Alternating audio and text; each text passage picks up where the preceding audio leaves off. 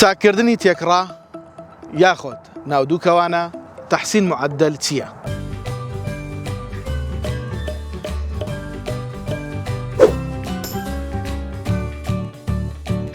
سڵاوتان لێبێ ئەزیزانی من سروود خورشید فەرمانبەر لە سەرۆکاتی زانکۆی پۆلیتەکنیکی هەولێر و ئەندامی لیژنەی ڕاوێژکاری پڕکردنەوەی فۆرمی زانکۆڵاین لە خزمەتتانین بۆ باسکردنی تەحسین معدل کە بەڕاستی چەند ڕۆژێکە هەرایەشی زۆری ناوەتەوە.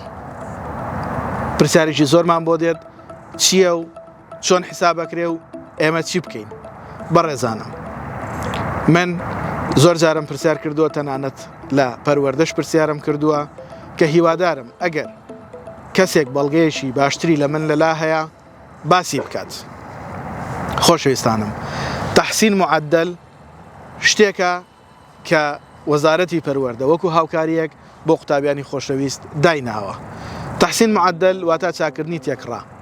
بۆچی کەسێک ئەبێت؟ طبعاً چاکردنی تێکڕا یا تەحسین معدل بۆ کەسێکە لە هەر حەوت بابەتەکەی پۆلی 12 ناجح بووە، کۆنمرەکەشی بەدڵ نییە. باشە ئەم کەسە پۆلی 12 تەواو کردووە، ئەی چی بکات بۆ ئەوەی بتوانێت کۆنمرەیەک بێنێتەوە کە بەدڵی خۆی بێت؟ لێرەیە وەزارەتی پەروەردە بەدەستخۆشیەوە ڕێگەیەکی داناوە کە ناوی ناوە چاکردنی تێکڕا یاخود تەحسین معدل. بۆیە قوتابی بۆ 1 ساڵ بۆی هەیە کە با بڵێن جارێکتر ئیمتحانی پۆلی 12 بکاتەوە، وەکو قوتابیەکی پۆلی 12 تاقیکردنەوەکان ئەنجام بدات. کێشە گەورەکە لێرە دروستە بێ. بۆ نمونە بەڕێزێک لە ساڵی یەکەمی معدلی 97 بووە یا 85 بووە، با لەسەر 85 بڕۆین، معدلی 85 بووە، ئەم بەڕێزە بەدڵی نەبووە، هاتووە تەحسین معدلی کردووە. باشە بەڕێزان، لە ساڵی تەحسین معدل کە ساڵی دووەمێتی ئەو بەڕێزە 87 هێناوە یاخود با بڵێن 90 هێناوە.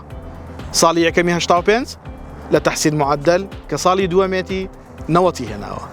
ئەم بەڕێزە وەکو دەرچووی ساڵی دووەمی کە ساڵی تەحسین معدلە حسابی بۆ ئەکرێت. باشە بەڕێزان، ساڵی یەکەمی 85 بوو، ساڵی دووەمی 90 بوو کە 90 هێنا تەواو لەگەڵ ئەو قوتابێ بەڕێزانەی کە ئەو ساڵە یەکەم ساڵیانە با ئێمە ساڵی 2023 و 2022 بە نمونە بێنینەوە کە لە 2022 85 هەبوو، لە 2023 توانی 90 بێنێ، کەواتە وەکو دەرچوویەکی پۆلی 12 ئامادەی 2023 حسابی بۆ ئەکرێ و ئەتوانێت فۆرم پڕکاتەوە. هەر معدلێک هاتۆتەوە لەو بەشانەی لەو کۆلێژانەی کە هەیە ئەتوانێت بەکاری بێنێ و بەبێ کێشە.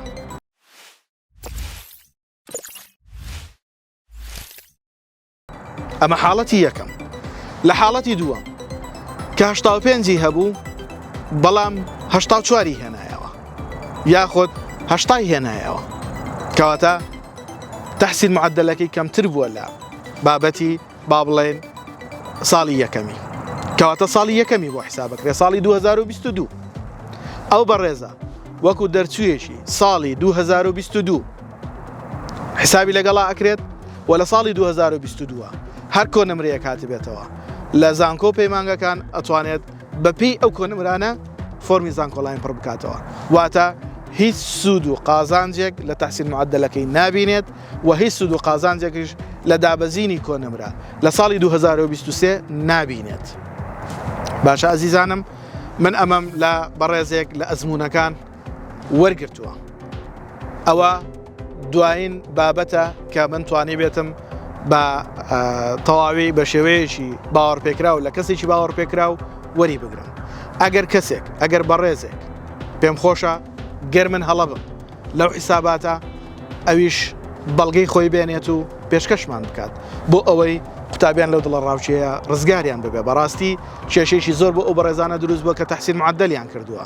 بۆیە پێمان خۆشە بەڕاستی ئەگەر کەسێک بەڵگەیەک کتابێکی فەرمی یا هەر بابەتێکی لەلایە بۆمان بنێرێ بۆ کەناڵ، سوپاسیەکەین.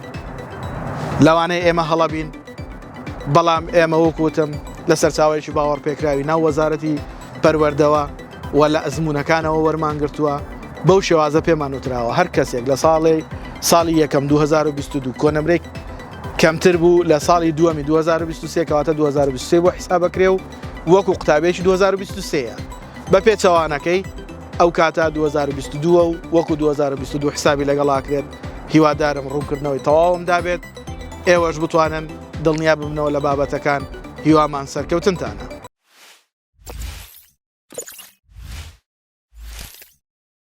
لایک و کۆمنت سبسکرایبی کەناڵی ئاسۆی زانکۆ لە یاد مەکەن.